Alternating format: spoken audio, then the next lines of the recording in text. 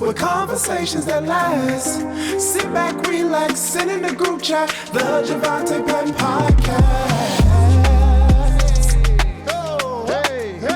Like, share, and subscribe. Drop a comment. YouTube, I'm on your head. Facebook, TikTok. YouTube, I'm on your head.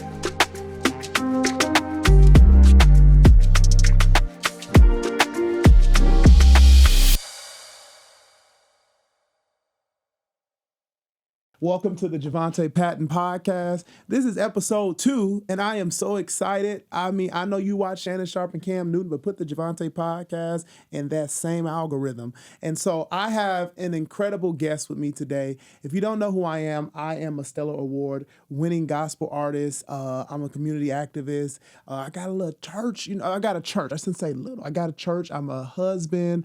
My children, you've probably seen me on Target Deltas, just some random. I just could have been viral on your timeline one time. But I have somebody that I am talking to today, and she is world-renowned. She is a rapper, a writer. You may have seen her with the likes of Jazzy Faye. You may have seen her with the likes of Kiera Sheard, Kelly. I mean, she is all around the world. Siobhan Smith. You don't know where you're going to see her, but I want to welcome to the Jovonta Patton Podcast, Maya Marchelle. Let's clap our hands. Come on, clap your hands in virtual world. Maya, welcome to the show. Thank you for... I'm happy to be here. Thank you for being my guest. Be my guest. I have been... Let's go back so we can get this in chronological order. I met you for the very first time. I don't know if this is your first time meeting me, but it was at Boom Island, 2006. I think it was around July 20th or something, whenever Marcus' funeral was. Mm-hmm. You came up to me and you told me, good job. And I think you had one of those peace shirts on, like the blue shirt. Face on it. Mm-hmm. Yeah. Mm-hmm. And you came up and you said, good job. And 2006 was just an interesting year for me because I met so many great people that year. And you were on the top of the list of those great people. And so that was my first time ever meeting you. And I never understood why that was the first time, but you grew up with my cousin Zach. So I remember hearing your name and kind of seeing you around because you were at Franklin and stuff, but we never really crossed paths into 2006. And then God just kept circling us back together. Your brother, her brother is Arthur L.A. Buckner, big homie, world-renowned, #1 iTunes artist band. And he started playing for DFY. Mm-hmm. But before I met him, I met your Aunt Gwen from the Buckner Twins or the Gospel Twins? Minnesota Gospel Twins. Mm-hmm. I met her because I was at a school that I was helping get my credits back up so I can graduate on time. So all you young people, you YNs trying to graduate on time, hey, do what you got to do. You know what I'm saying? I met her. She had the best food, but she would always say, you got to meet my nephew, talking about L.A. Like, you got to meet him. I think you guys do great stuff. And I was like, well, I met your niece Maya, and you kind of have the family color of your grandma, Thelma Buckner, and Gwen, and you kind of have that color. And Gwen was a leader in the school. Gwen let me use her house to play gospel DVDs to train DFY on what not to do on stage. Because I don't know if you remember when she lived on Plymouth. Mm-hmm. She had that downstairs part. So it was just so many different things that God was just kind of connecting me to you, but it wasn't directly to you. And then you started singing in community choirs, and you started holding peace games. She was holding peace games, basketball games, the jamborees. You were on the scene very heavy for all of gang and gun violence. I mean, unfortunately, they were friends, community members, people you grew up with. It wasn't a gang affiliation for you. It was a communal affiliation. But you were boots on the ground for all of that. Period. And now you are the trap evangelist, a songwriter, a singer. You got music with Jazzy Faye. You got music with Kiera Sheard. How did you get from Boom Island in 2006 saying hi to me to now being world-renowned artist Maya Marchelle around the world? You know, all of that is really a lot of thanks to the Lord, first of all, and thanks to Jovonta Patton. Praise God. I think the first time I met you was at a funeral. You were singing, and it was like the induction or the how you were indoctrinated into your ministry, Yes. because that's what you did. Yes. Like, you did all the funerals. We used to call Jovonta, me and my friend, we had a nickname for Jovonta because the first time we met you, you sang, and this was at the request of the family, you sang a Jagged Edge song, Good Luck Charm, right? At my friend's funeral, because he loved Jagged Edge, he loved that song. So we didn't know how to pronounce your name. It was like, we didn't know if it was Jovonta. We didn't know, right? It's Jovonta, everybody. Okay. See, we didn't know. So we were like, oh my God, there go Good Luck Charm. I got so much love for you. And these and we used to be like, girl, there go Good Luck Charm. And so I'm like, I'm finna go talk to him, because I really love like that he sang that song there. And then shout out to the White family, Marcus, Mario, T-Lady, Nate. Nate keeps up with me. Big Rio. Yeah, all of y'all. And then everybody affiliated during that time. Yeah. Martez, all of y'all. Zach, kudos to all of y'all. So yeah, that was so our I was first. Good Luck Charm. Yeah, you were Good Luck Charm for a few months, and then I was like, oh wait, he does more than just singing at funerals. Good Luck Charm. Why is Good Luck Charm singing again? Like I asked my brother, like, you know Good Luck Charm? He goes like, who is that? Not Lucky I'm like, Charms. what's your friend name that do the choir? That's how that happened. Man, and then we also gained this relationship. Shout out to James Magoo Greger. Yes. I did not know that they. So let me tell you. So when I became friends with LA, and then Maya would be telling me that I need to leave and saying that their mom said, we don't gotta discuss that. She'd be like, Mom said you gotta take your friend home. And my mom said it's time to go. And in fact, Mina did not say that. My brother would be like, Mom, you said my friend gotta go home? She was like, I did not say that. I was like, okay, now I lied. All right, whatever. And so before everybody became, these spiritualists and who not to listen to, who to listen to, you guys got pictures with Beyonce, and Beyonce saying your name backstage. You met her a few times with the pictures. Three. You met Beyonce 3 times before the Beyonce became the Beyonce that she is today, when she was Beyonce then. Thanks to my cousin, my big homie, James Magoo McGregor. And Magoo is still, from the Cowboy Carter tour, Magoo is still looking out. He came out and gave me towels and everything to me and my daughters, gave us, every last one of us have a towel. Absolutely. When I first got married, one of his gifts to me and my wife was he let us go. This was the Mrs. Carter tour. Mm-hmm. We met Tyler Perry that night. He let us go into the little chute that she would come up in and see all the dates on it. I mean, Magoo has been great. So I was just shocked and blown away that, like, you're from the North Side. You're saved, you're fly, and then your family is connected to Beyonce. Like, you got pictures. Do you understand how I was just like, why are you so tight? Like, I couldn't believe it myself. LA had drumsticks and drum heads. It was just kind of like, he got us those posters. The Destiny's Child signed them in London. Oh my! He used to hook us up. Yeah, he used to hook y'all up. So I was just enamored by the fact that I didn't know no one greater. I mean, outside of God, I mean, it was like, you love God, you got pictures with Beyonce, you fly, and you connected to the hood. Like, why have I just found out? But my cousin Zach, y'all birthdays are right around each other. September is the worst, but the best time for our friend groups, because it's about 7 or 8 of y'all whose birthdays are all in September. Yeah. So we put this big group chat together, and it just becomes a party. It's a good time. September is a really good time. It's like, we look, as soon as August ends, do you remember September? And then I had a baby in September, so I was like, okay, I'm inducted in the September crew. But I just have always been blessed by you, your family, and your ability to love God, be cultured, but still say holy. Like there's a difference. Holiness is not because you don't have any tattoos or because you wear long skirt is below my exactly. knees. That is not holiness. That just means you are set apart for the purpose of God, and you have undeniably. I've never seen you in a position where your lifestyle did not scream set apart. Mm. You can walk in a room and it's like, no, something's different. And people think that you're popular because of just popularity, but you are popular because of you have favor with God and man. Amen. I want to talk about the music scene and just how you got into that. Like, how did you transition from this amazing social light to now being this music artist that you are? Let's talk about that, because you have your master's. I came to that graduation.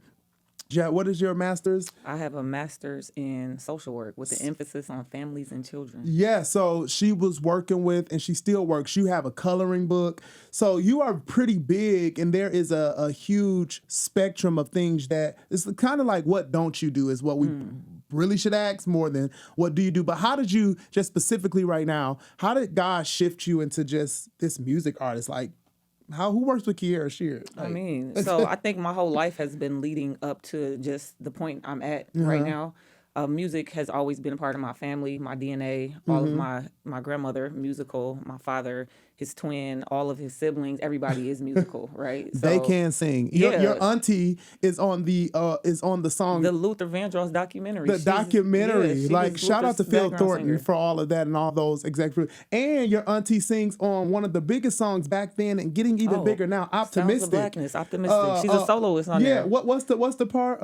I know the storms and try cloud up your outlook on life.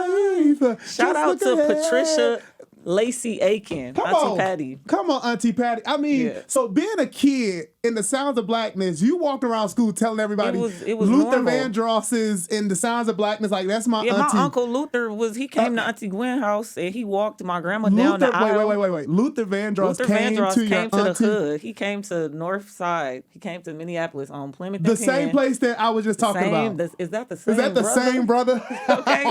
He came to the same house. He was there chilling with us, eating. He walked my grandma down the aisle at my auntie's wedding. So that was just like a normal thing. Like, it was so Uncle Luther Vandross just at your auntie wedding. Yeah, just there. Oh, see, and I'm thinking that Beyonce was it. You've been doing this. I mean, it was just a thing. It wasn't like, oh my God, like it was just like, oh hey, like my aunt works for you. Thank you for coming. Yeah, and Patty told me this, and you could be able to tell us a little more. But Patty had a similar tone to Luther, so she said that she would sometimes do some of Luther parts. Because she was able to mirror his voice. Her voice is very distinct, and her range is crazy. So I would see why she would do that. And so Jimmy Jam and Terry Lewis, shout out to Jimmy Jam and Terry Lewis. We're going to send this to y'all too to make sure they see this. So they're locally here, but I remember them producing Optimistic, and they were saying that the label didn't give them really no money. So they went to New York and just started singing and doing the song, and then the song just kept going up the charts. Shout out to Ann Nesby. We just seen Ann Nesby. Granny Ann. Shout out to her. She just sang. Y'all just did a show together.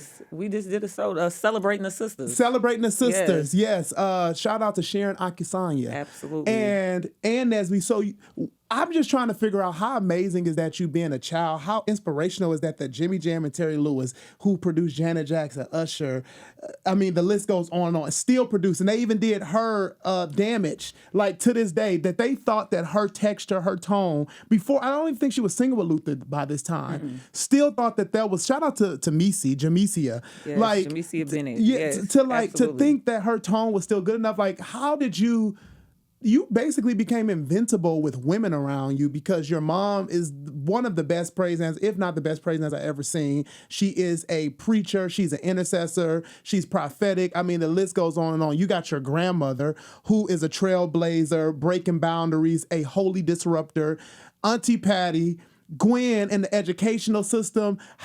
So you must see, like, how do you see being a woman in work field? Because I know you're an entrepreneur too. You know, you don't work, you don't eat. Oops, you know, and I know a lot of women, and even me. I would love if there was a man to just take care of everything. But even if I were married and had a man take care of everything, I would still be working because that's what I know. Wow. Like I don't need anybody to give me anything because if I really want it, I'm gonna go get it myself because that's what I've learned. That's what I saw. That's what I grew up around. It was not an anomaly for a woman to have her own bag.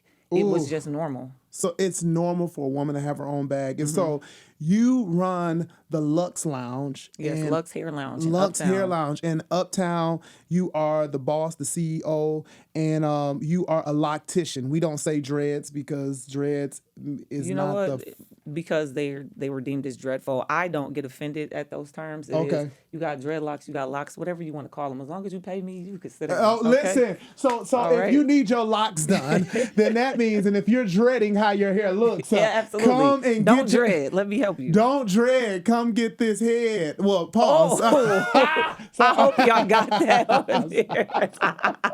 What's the song say? Get that bread, get that head, then leave. That is my slogan. I'm finna put that on the door. Listen.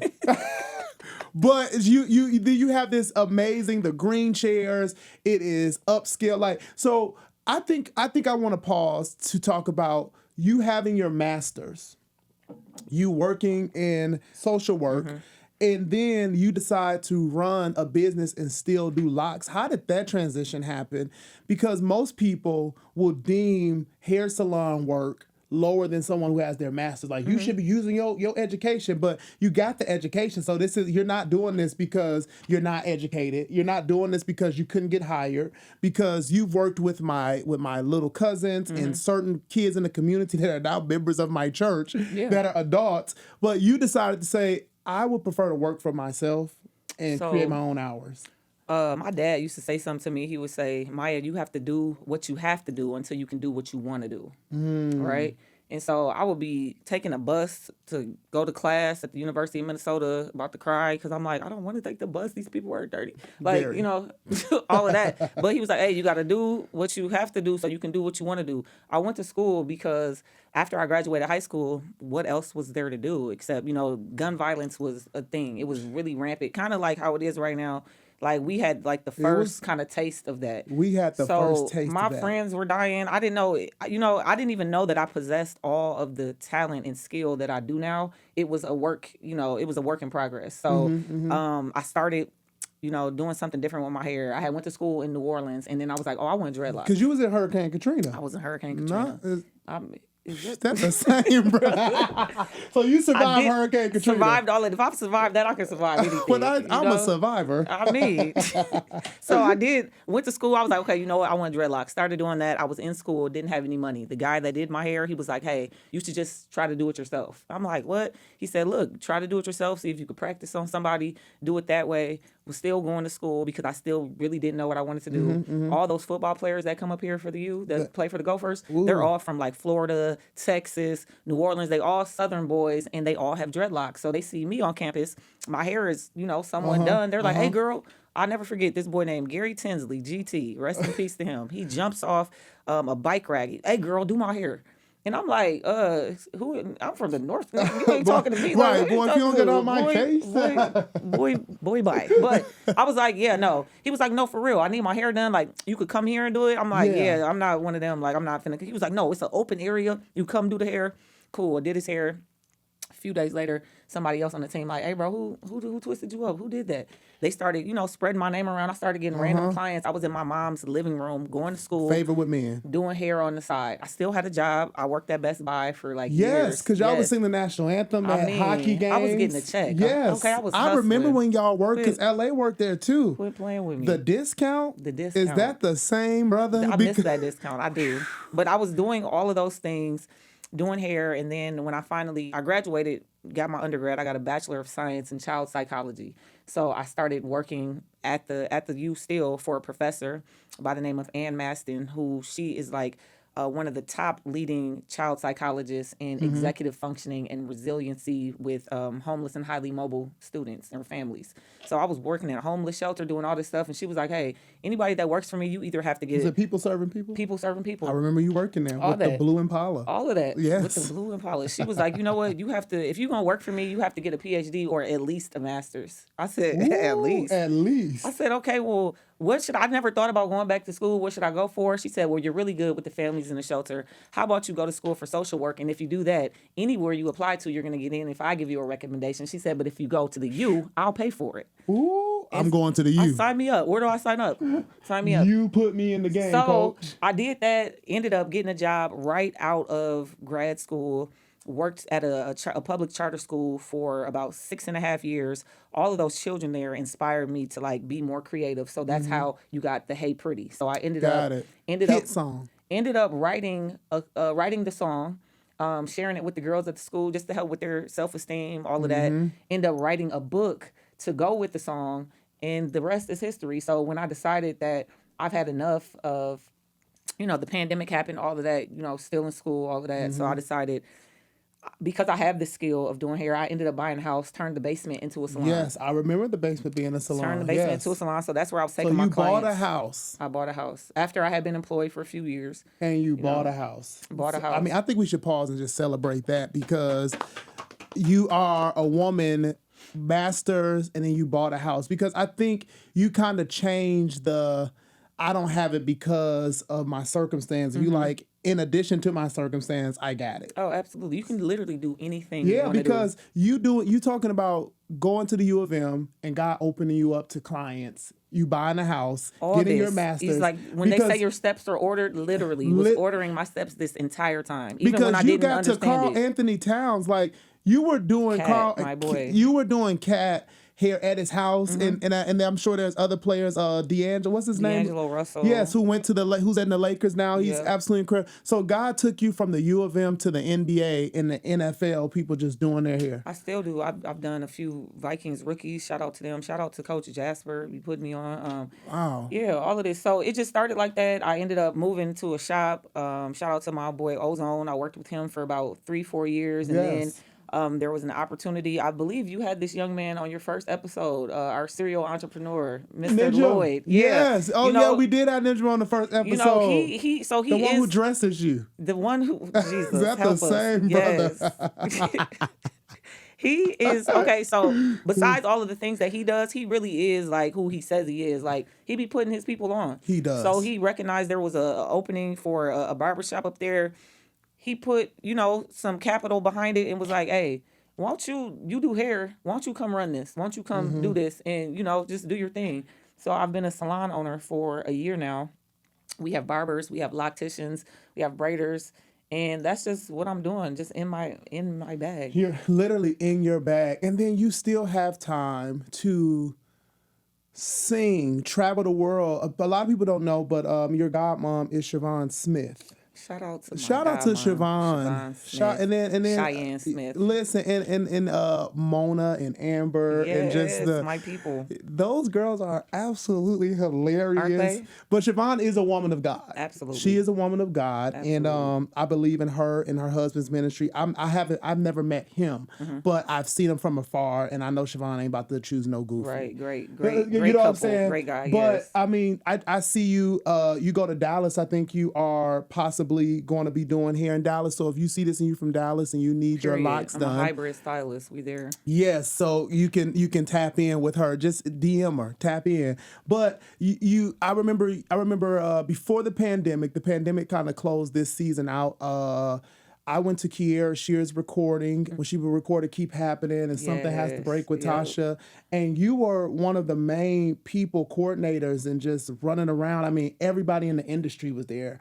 And like everybody. The only person that was not there was her dad. And she said her dad sent the love seed. Yeah. And if you know Bishop J. Drew Shear, that love seed absolutely took care of the need. Okay. Absolutely. Shout out to Kiera Shear. Shout out to Kiera Shear Kelly. But like getting a taste of this high level ministry, this high level excellence. How do you deal with being raised? I mean, you've been around high level excellence because the Clark sisters, that family is a dynasty, and you come from the Buckner family, which is a musical dynasty here. So it's very parallel. That's what I'm trying to say. How do you deal with kind of the music scene here now and what you have seen currently and what you have come up in, like groups, choirs, soloists? Like, how do you deal with those things? So that's a loaded question. However, anything that I've experienced as far as being with Kiera or being with Godmom Siobhan or even being in rooms with you, it's just really a foretaste, or it's like a precursor, a preview to what God is showing me that I'm next in line for. Hallelujah. So it's just like I've been around all these things because he's putting me in rooms. He's sending me to places where like, okay, learn what you need to learn, do what you got to do. So when it's your turn, just keep it moving. So now I'm in a position where I host one of the largest live band open mics here in the Twin Cities, right? Yes. Shout out to to Snap Open Mic. Yeah, shout out to Anai and Elijah. Anai and Elijah, Ryan Bynum, Ryan Brandon Bynum. Johnson, Yeah, all of y'all. Brandon Like, Yanni, yeah, they all be there. all Jordan. of them. Yep. Yeah, so it's a growing thing, and so that's what I would describe the music scene here in Minneapolis. Mind you, we've had everybody, right? Obviously, we've had Prince. Janet recorded her whole album here. Everything Jimmy Janet. Jam, Terry Lewis, Jovonta Patton. We have all these people out of Minnesota, but it's like it's kind of like a resurgence, like it's coming back around. So it's developing, it's growing, and I get to Louis be right. Blaze, all these new people. I get to be right in the heart of it every single week. Wow. Upcoming artists or artists who are established, they come, they get on the mic, and that's a real testament to.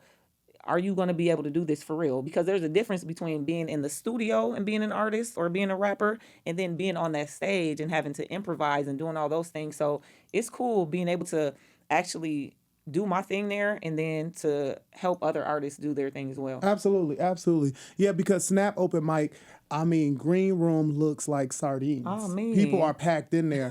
And It's a good time. It is It's a good and I time. like that because the fact that it is because of music and music that is being brought to you by local bands. That's Absolutely. how it should be, because I think there has been a disparity gap with the support with local bands. Absolutely. Everybody wants to be the only one, and then it starts to dwindle the actual music scene overall. I think industry has to return to industry and not individualism. Absolutely. Because a lot of people, it's all about them. And it's like, what are you putting into this to get out of it? And then even when you look at like the stories, or like when I was watching that Luther documentary, or all type of stories about successful artists, they've all interacted with each other at some point. Like, oh, you told so and so to write this for you, or oh, you put them on that record, or you did Yes. this. It's all a collaborative effort, and nobody made it to where they are by Yeah. themselves. And I think that having profiles, YouTube, Instagram, iPhone, everything makes the individual focus solely on themselves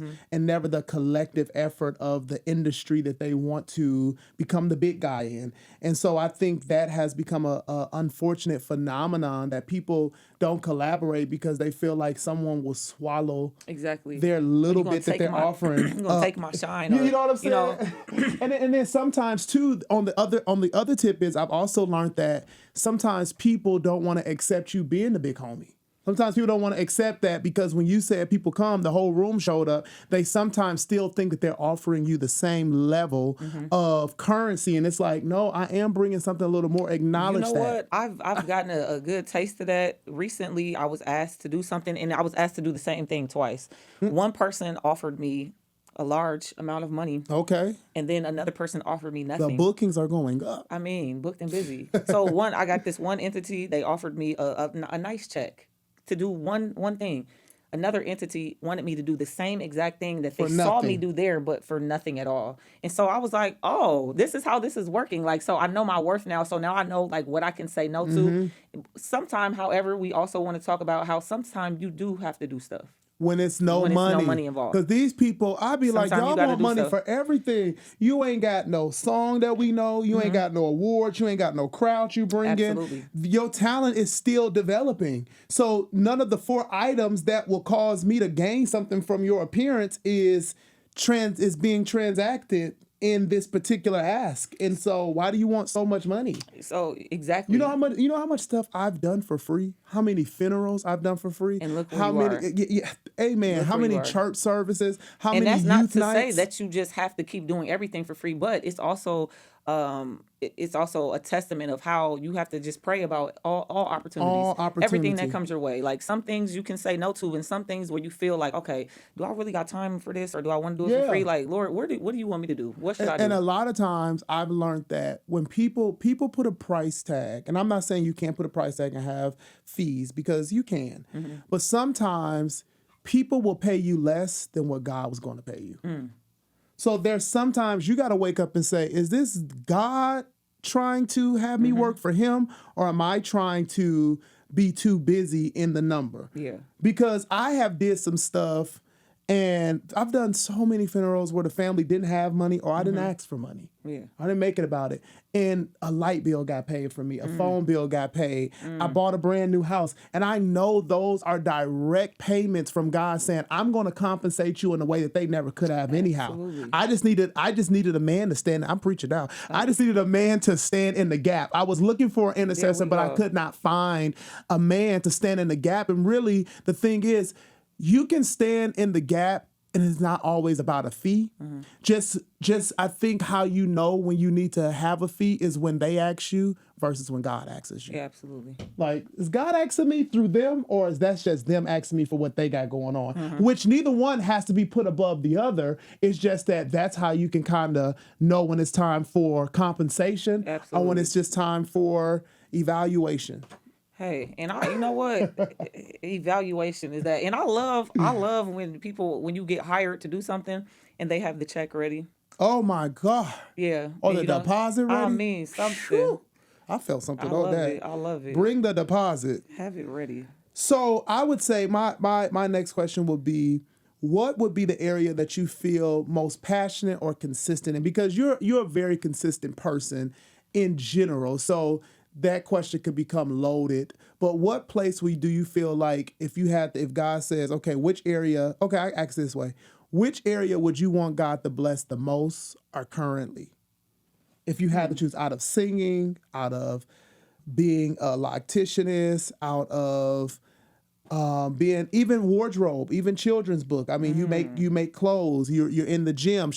We got on our gym wear today because we go to the gym. Okay, and speaking of consistency, that's one area in which I am developing a consistency in. So, okay. In mind you, so I thought when I came here, I thought we was gonna be behind the desk. I ain't know. So you get to see everything. I came from the gym. There we right? go. So you're I came from the gym. I don't smell like it, but I did. Come and from Maya the gym. grew.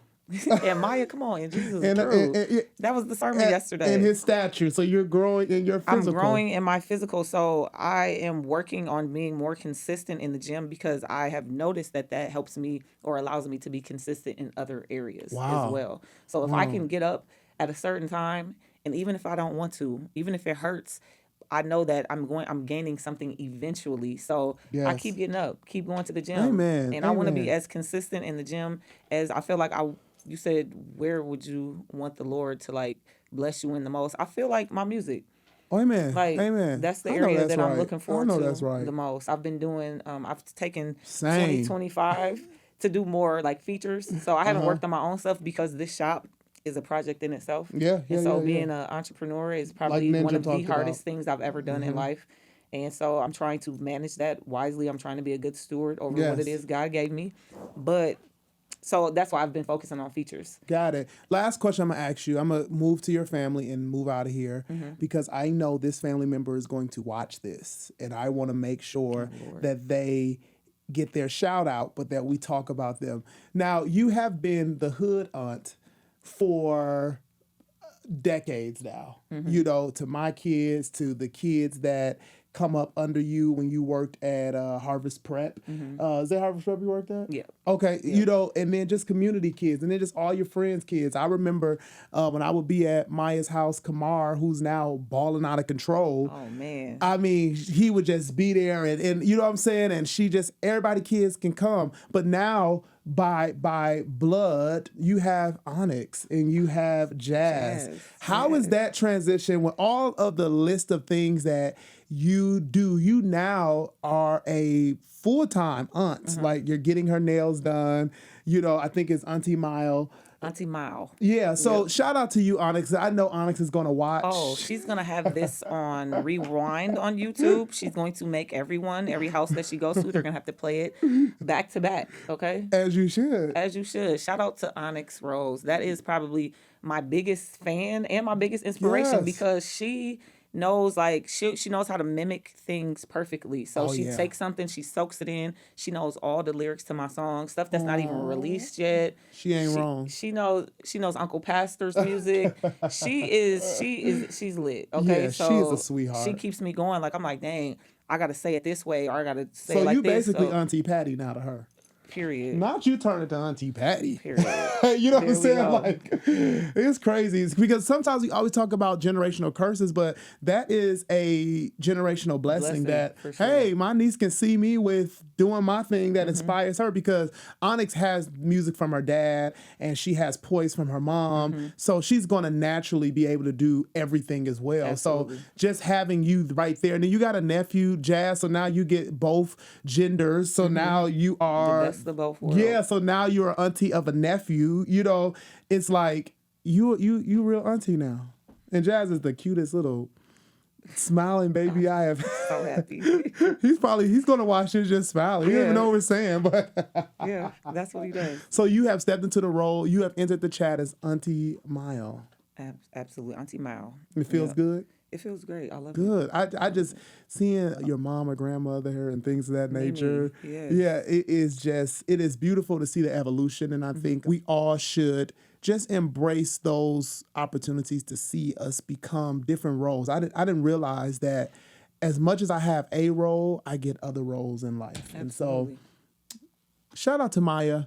Drop some questions in the chat or some, all of that. But shout out to Maya. Thank you for coming on my podcast, Jovonta Patton Podcast. Thank you for the platform, Pastor. And yes, and thank you for all you do at the Waves. Maya does offering. I am not broke. The blessing of the Lord flows to me freely without restraint.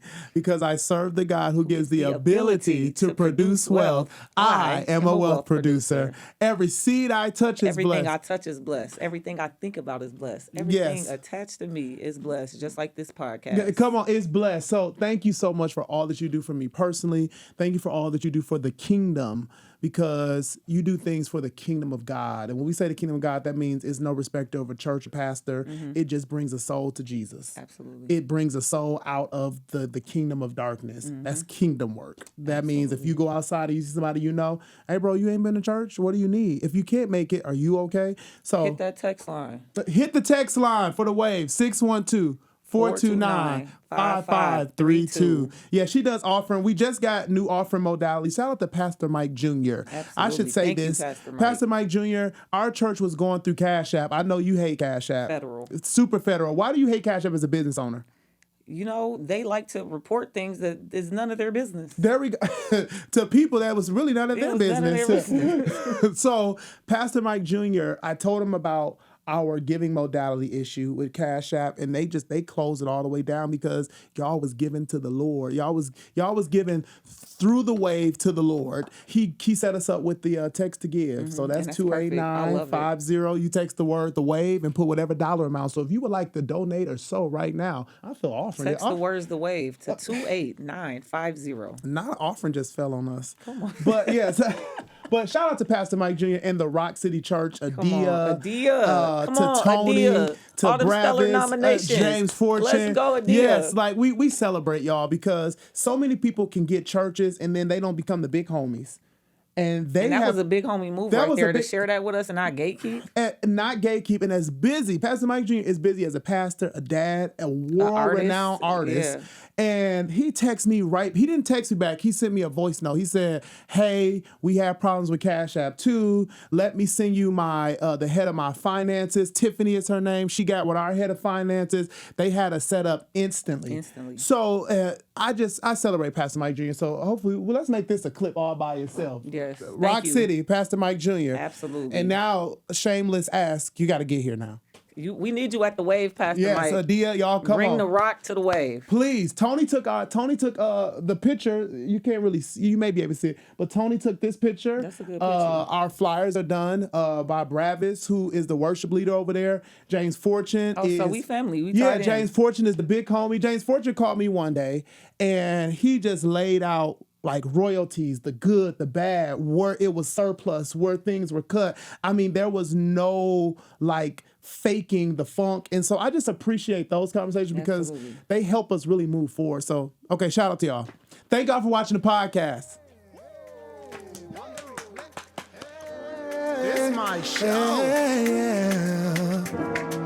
We're gonna have a blast with conversations that last. Sit back, relax, send in the group chat, the Jovonta Patton Podcast.